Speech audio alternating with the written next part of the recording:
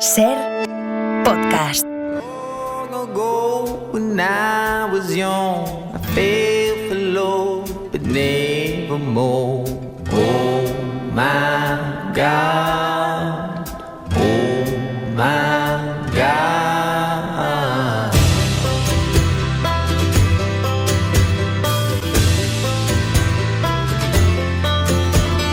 Back when we were 17, they took us to KFC.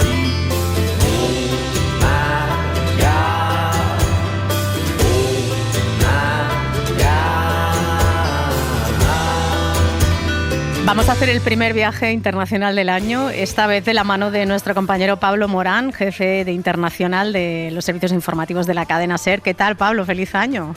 Hola Lourdes, feliz año, ¿cómo estáis? Esto de los horarios complejos no se acaba nunca, ¿eh? No, no. Es un mensaje para Liobana también. Él es joven y aguanta bien la madrugada, pero siempre existe la amenaza de que vuelva, ¿no? El horario cambiado. Totalmente, bueno, y más. Pero aquí estamos, ¿cómo estás? Muy bien, pues hoy es uno de mis días favoritos del año. Mira qué te digo, me encanta la víspera de Reyes y el día de Reyes. ¿Y a ti también? ¿Te gusta?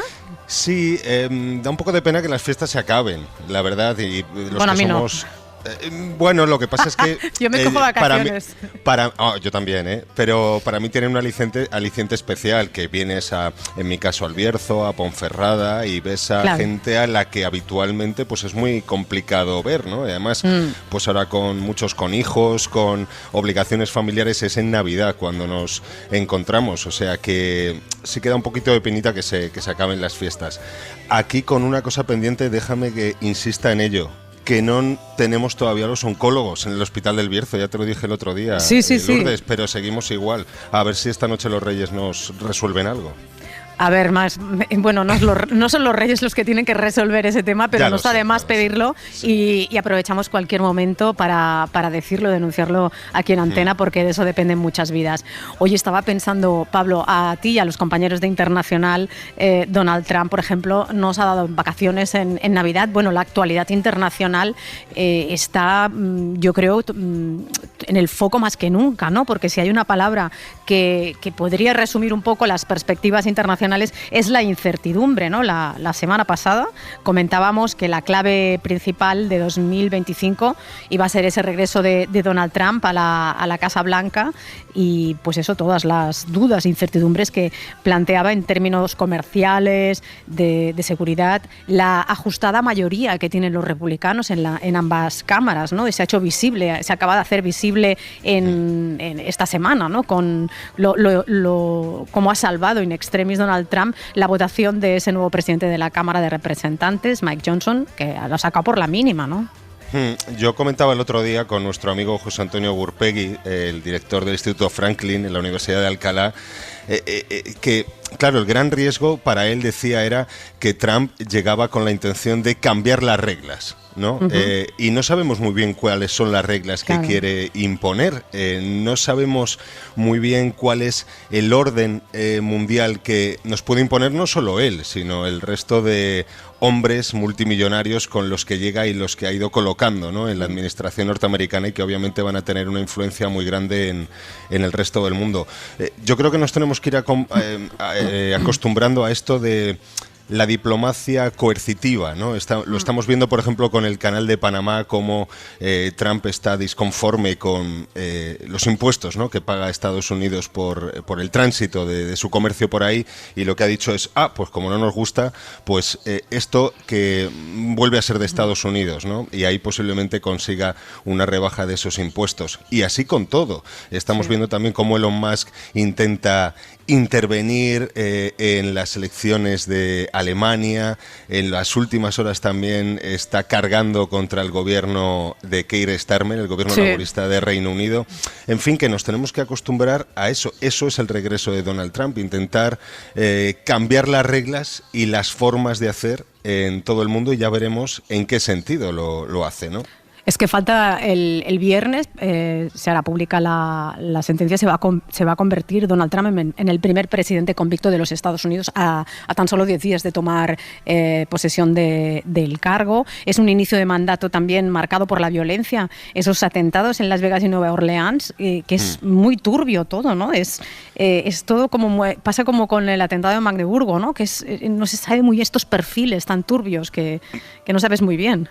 Bueno, y el diagnóstico errático que ofreció Donald Trump pues sí, muy poquitas horas después del atropello mortal, ¿no? Recordaréis que el presidente electo publicó un mensaje en el que sugería que había sido un inmigrante el autor de lo ocurrido en Nueva Orleans, pero claro, la realidad es mucho más compleja, la historia es mucho más compleja y requiere una solución mucho más trabajada que levantar un simple muro en la frontera con México, ¿no? Porque los autores de ambos incidentes, tanto el de Nueva Orleans como la explosión de ese coche Tesla frente al hotel Trump de Las Vegas, pues los dos eran estadounidenses, es más, eran veteranos del ejército, uno con estrés postraumático, en el caso de Las Vegas, y otro convertido al Islam radical, en el caso de Shamsuddin Jabbar, que es ese hombre de 42 años de Texas que conducía la camioneta de Nueva Orleans. Su vida está siendo escudriñada, Lourdes, por los investigadores en busca de la clave para entender, claro, cómo ha sido posible semejante radicalización de un hombre aparentemente ejemplar, porque había sido condecorado por su trabajo en Afganistán contra el terrorismo internacional, pero que, claro, se fue aislando, abrazando las tesis más radicales del Islam y, bueno, aparentemente solo, ¿no? Sin ningún tipo de ayuda, porque incluso vivía aislado en un barrio musulmán de Houston al que se había mudado estos últimos años de vida. Tenía frustraciones personales, incluido 3 divorcios, y encontró respuestas en el Estado Islámico, hasta hacer lo que hizo en esa fiesta de Año Nuevo. Su aparente normalidad, llevaba una vida aparentemente normal, como te digo, y se reflejaba en vídeos como los que él mismo colgaba en YouTube, y creo que podemos escuchar un fragmento. Born and raised in Beaumont, Texas, and now live in Houston. And I've been here all my life. Esta es su voz, la voz de Shamsuddin Jabbar, en un vídeo que colgó en YouTube en 2020. Bueno, simplemente se presentaba, ¿no? Hablaba de su trabajo en el ejército, hablaba de su trabajo como administrador de propiedades en la firma Deloitte. Y, en fin, nada que reflejase esa tendencia asesina que le llevó a cometer ese atropello mortal, que podía haber sido peor, porque había fabricado varias bombas caseras que luego no llegaron a explotar. Pero bueno, el caso es que la gran pregunta que hoy se está haciendo buena parte de la sociedad norteamericana es ¿cuántos más puede haber así? ¿Cuántas personas más así aisladas y que abracen las tesis del Estado Islámico puede haber en Estados Unidos? ¿Cómo se les detecta? ¿Y qué se puede hacer para frenarlos, ¿no? Que es la gran incógnita que deja particularmente el ataque de Nueva Orleans. Seguimos hablando de incertidumbres y miramos abrimos el atlas, el mapa del mundo y podemos poner el dedo y es todo incertidumbre, porque está el escenario internacional repleto de conflictos. Ahora veíamos cómo el viernes estaremos todos con la mirada puesta también en Venezuela, ¿no? Va a ir el líder de la oposición, Edmundo González Urrutia, ha dicho que acudirá a ese acto porque él ganó las elecciones, el apoyo de Milei, siempre el factor disruptivo de Milei.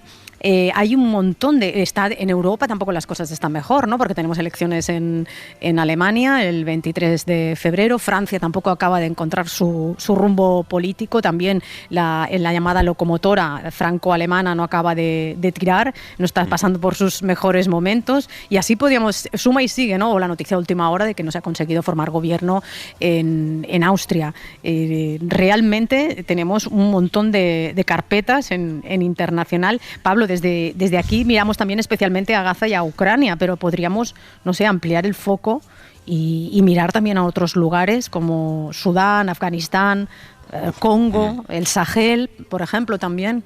Tú sabes que desde la Segunda Guerra Mundial no teníamos en el planeta tantos conflictos activos a la vez. Madre mía. Es que pues es así. A diario, domingo por la mañana es hola, buenos días.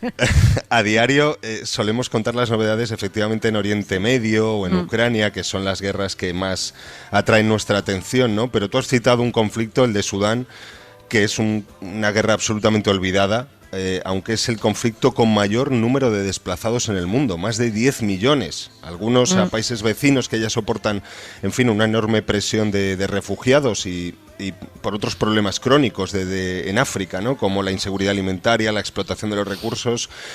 En fin, que es en concreto el de Sudán, es un conflicto que amenaza con extender la violencia a más países. Pero claro, ahora, y volvemos a Trump, va a llegar a la Casa Blanca alguien que quiere resolver algunos de estos conflictos, como el de Ucrania, por la vía rápida. El propio Trump ha dicho que el tema de Ucrania y de Rusia él lo resolvería, en un día. And it will take me no longer than one day. I know exactly what to say to each of them. I got Ahí está, along with lo Trump. dijo hace unas semanas, todavía en plena campaña. En un día resolvería la guerra en Ucrania, claro, pero no había explicado cómo, Lourdes, y obviamente eso es importante en el caso de Ucrania, pues si Rusia se va a quedar con el territorio invadido sin más, o qué contrapartidas de seguridad va a poder recibir Kiev para que Putin no lo vuelva a intentar, ¿no? Para que Putin no vuelva a atacar Ucrania como hizo en 2014 o a desestabilizar elecciones, ¿no? Como ha hecho en Rumanía, por ejemplo, ¿no? Claro, y en fin, obviamente hay una garantía de seguridad que persigue Zelensky, que es el ingreso de Ucrania en la OTAN, pero para eso solo hay promesas, no hay un calendario fijo, que es lo que él está reclamando, ¿no? Y ese sería su mayor garantía de seguridad para que Rusia no lo vuelva a intentar, pero eso parece de momento bastante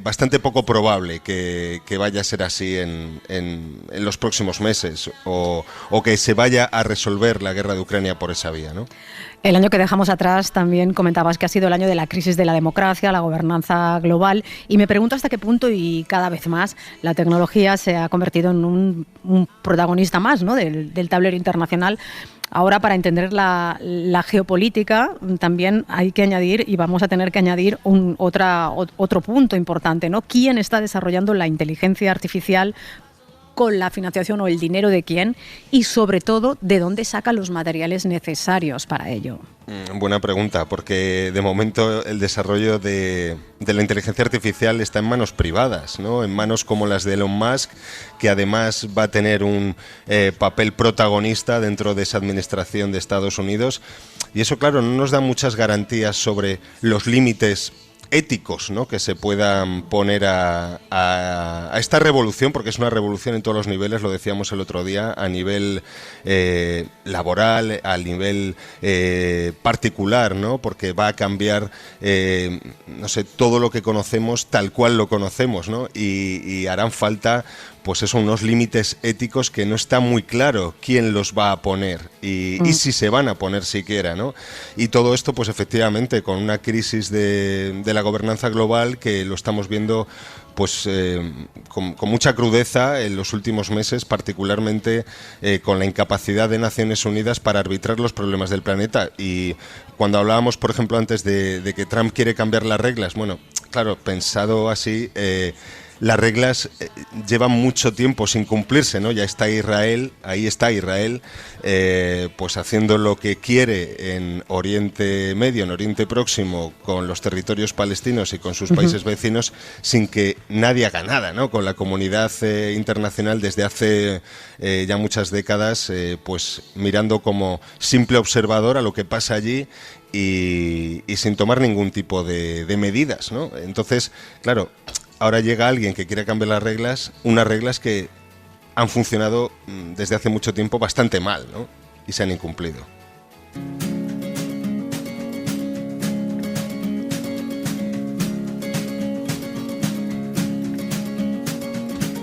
Maybe all this time we've been held down by the heavy weight of our own thoughts. Pablo, en este especie de ejercicio predictivo de 2025, tú nos has propuesto que nos detengamos, que dediquemos un poco de tiempo al sur global, que parece que está adquiriendo cada vez más protagonismo en la escena internacional, ¿no? Es un término también un poco indefinido, ¿no? ¿De qué hablamos cuando hablamos del sur global? Es un concepto que recoge el anuario del CIDOB, el anuario de 2024, y a mí me parece muy acertado porque, en fin, siempre ha estado ahí, ¿no? Ese concepto del sur global, pero ahora es cuando está intentando digamos, tomar otra forma, tener cierta influencia, porque convergen muchos de sus intereses de esos países que siempre se han quedado atrás en la economía y en la organización de la política internacional, ¿no? Y, en fin, ahora a través de organizaciones como los BRICS, ¿no? Pues surgen como contrapeso a lo que hemos entendido siempre por Occidente, ¿no? ¿Qué son los BRICS? Vamos a recordarlo, que no todo el mundo igual lo sabe. Bueno, BRICS es lo que forman los países, digamos, originarios, ¿no? de este grupo de países del sur global: Brasil, India, Sudáfrica. Todos ellos están intentando, pues eso, presentarse ahora como un contrapeso a Occidente, intentando impugnar de alguna forma el orden establecido, pues hacia una forma de gobernanza global pues más equitativa, más democrática, que les tenga en cuenta dentro de este mundo multipolar en el que nos encontramos, en el que Estados Unidos, bueno, pues en cierta forma ya no ejerce tanto, ¿no? como líder global, y surgen unas alternativas como por ejemplo China y sobre todo en el liderazgo de este grupo, ¿no? Que entendemos como sur global. Y le preguntábamos hace unos días a Ana Ayuso, investigadora del CIDOB, qué diferencia a China de Occidente, de lo que conocemos como Occidente, en ese intento de liderazgo de este grupo de países del sur global, ¿no? Que, como decíamos, tiene un peso muy importante cada vez más en la economía, en el comercio, en la gobernanza internacional. Y es muy interesante lo que nos decía, lo que diferencia a China de Occidente a la hora de liderar estos bloques, ¿no? de países. Bueno, lo que hace China es decir, bueno, yo no tengo interés en defender un determinado modelo, ¿no? No impongo todos los valores occidentales, ¿no? Y en cambio soy pragmático, ¿no? Yo ofrezco cooperación, lo que llaman cooperación sur-sur, en el que no hay una relación de verticalidad. Eso, por supuesto, no es así, digamos, ese es el discurso que tiene China, pero en el fondo está haciendo, digamos, lo mismo que se ha hecho tradicionalmente, ¿no? Buscar aprovisionarse de materias primas estratégicas, buscar establecer sus propias industrias en estos países, también inversiones, que todos están hechas, pues digamos, en su propio interés también. Pero lo que está haciendo es el discurso, es un poco lo que cambia. China se presenta como un país también del sur, aunque ya por su macroeconomía, ¿no? Ya no podemos encajarla directamente allí, pero a eso le conviene tanto por el discurso, porque también tiene un trato especial en determinados organismos internacionales. Y para el sur, China pues no es la potencia tradicional colonial, que digamos que es lo que comparten un poco estos países del sur, esa herencia colonial que les hace que haya un cierto rechazo, ¿no?, a las posiciones de Occidente. Entonces China se presenta como un igual, a pesar de que no es igual que la mayoría del resto. Ya ves qué interesante, ¿no? Es muy interesante, sí. La diferencia, lo que diferencia a China, esa estrategia diferente a lo que ha venido, a la que ha venido desarrollando Occidente, ¿no? En el liderazgo y en la colonización de territorios a lo largo de la historia. Sí, que aparentemente no se meten en política, no se meten en nada, pero expolian y evidentemente que controlan. No, totalmente. Claro. Desde luego, y vamos a ver un ejemplo ahora, sí. Sí, porque hace unos días pudiste conversar con una de las voces más interesantes de eso que ya estamos hablando, del sur global, ¿no? La periodista y abogada congoleña Kadia Dzuba, que es activista por los derechos humanos. Y igual el nombre les suena porque fue premiada hace ahora 10 años, en 2014, con el premio Príncipe de Asturias a la Concordia. Su vida, Pablo, como la de tantísimas mujeres africanas, lejos de ser fácil, ha sido un horror. Ha conocido la guerra en primera persona, se juega al tipo defendiendo a los niños, las mujeres, todas las víctimas. Sí, hablamos con ella en Radio Bilbao, gracias a nuestra compañera Isabel León, que nos avisó, oye, que viene Kadia Dzuba aquí a Bilbao, y es muy interesante efectivamente hablar con esta mujer que ha venido a Euskadi de la mano de la ONG Alboan, y hablamos con ella en primer lugar de cómo ve el panorama internacional, porque claro, ella es efectivamente premio Príncipe de Asturias de la Concordia, y me parecía muy interesante saber cuál es la opinión de esta mujer sobre este panorama internacional tan complejo que acabamos de describir, ¿no? Kadi Atsuba, thanks for being with us. Gracias por acompañarnos, Kadi. Merci beaucoup aussi de m'avoir invité. Muchas gracias por invitarme. Es un honor participar en este programa. Yo lo que me pregunto para empezar es ¿qué piensa una mujer como usted, defensora de los derechos humanos, de la deriva general del planeta que estamos viendo, Kadi, con el ascenso en Occidente de gobiernos populistas y extremistas y una tensión bélica creciente casi global, ¿no? ¿Qué se le pasa a usted por la cabeza? En ce qui concerne la situation globale mondiale, personnellement, avec mon expérience de savoir... En cuanto a la situación mundial, personalmente, con mi experiencia de haber vivido en guerra, conocer la guerra, me decepcionó mucho la forma en la que la política mundial, la diplomacia mundial, ha gestionado el conflicto latente. Es decir, cuando empezó el conflicto todo el mundo lo sabía y habría que haberlo gestionado de otra manera para que no degenerara. Pero se ha permitido que los conflictos se enconen y eso es grave. Lo veníamos intuyendo desde hace unos 20 años. Durante los últimos 10 años, más o menos, hemos estado oliendo la guerra en todo el mundo. Sabíamos que si no nos ocupábamos de la situación, había riesgo de conflicto en Oriente Medio, en África, sencillamente porque los conflictos que existían no podían resolverse. Los conflictos que existían no había solución. C'est dommage, le capitalisme également. Así que es una pena. El capitalismo y los intereses económicos del capitalismo están llevando a la humanidad a la guerra, y así es como yo lo llamo. El hombre ha aceptado sustituir su inteligencia emocional por la inteligencia artificial. Claro, pero todo esto ha dañado la propia democracia, ¿no?, que se está poniendo en cuestión en muchos países del mundo. Esto es un riesgo muy grande, ¿no, Kadi? Sí, es un riesgo demasiado grande, pero espero que no ocurra lo que todos tenemos en mente. Y lo que todos tenemos en mente es una guerra mundial. Espero que eso no ocurra, porque nosotros evolucionamos en conflicto todos los días. Yo nací en el conflicto, por eso sé lo que sé. Realmente nunca me gustaría que otras personas conozcan lo que yo he conocido. Y por eso tenemos que ser más inteligentes e intentar pensar en mecanismos para acabar con esta lacra.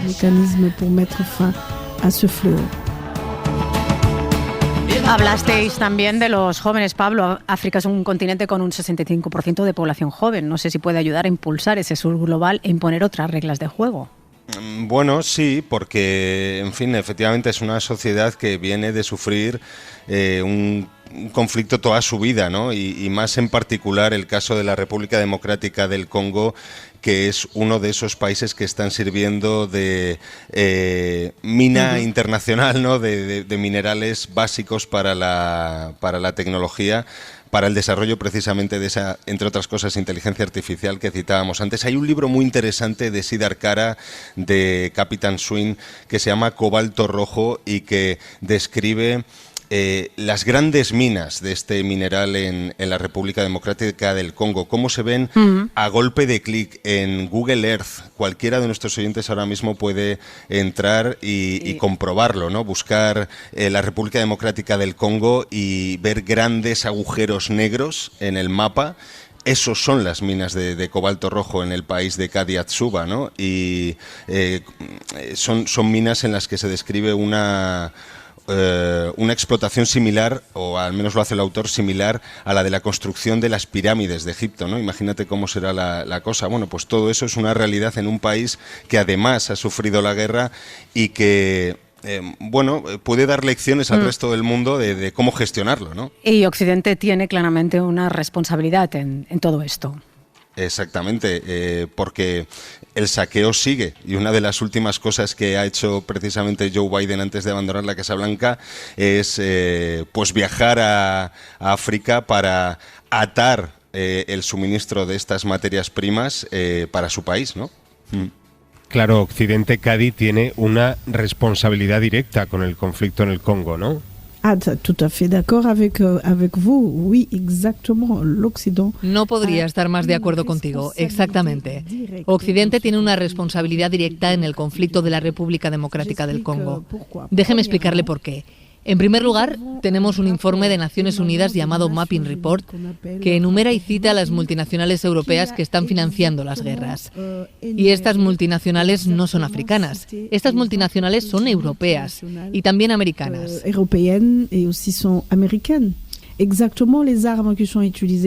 Las armas nunca se fabrican en el continente africano y el dinero y la financiación que están a disposición de los grupos armados es exactamente de Occidente.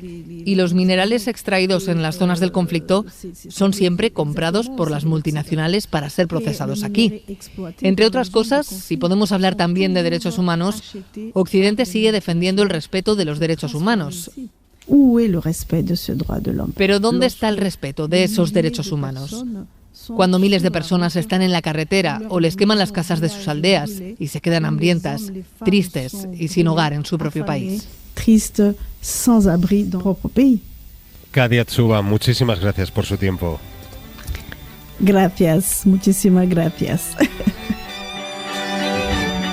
Ha sido de verdad muy revelador escuchar a Kadi Atsuba, porque es verdad que se nos llena la boca defendiendo los derechos humanos, pero luego no queremos mirar algunos sitios que nos proveen para que sigamos manteniendo la vida que tenemos. Pablo. Y ni siquiera nos lo planteamos, ¿no? Todos los días utilizamos pues estas herramientas, ¿no? Que nos facilitan mucho la vida, pero también tienen la hunden y otras la consecuencias, ¿no? Exactamente. Ojalá esos jóvenes que ahora suben en esos países en África puedan cambiar las cosas. Gracias, Pablo Morán, qué gusto. Un día de Reyes contigo compartiendo este ratito. Eso digo, ha sido un placer, Lourdes. Un abrazo a todos. Que te traigan muchas cosas los Reyes. Para no perderte ningún episodio, síguenos en la aplicación o la web de la SER, Podium Podcast o tu plataforma de audio favorita.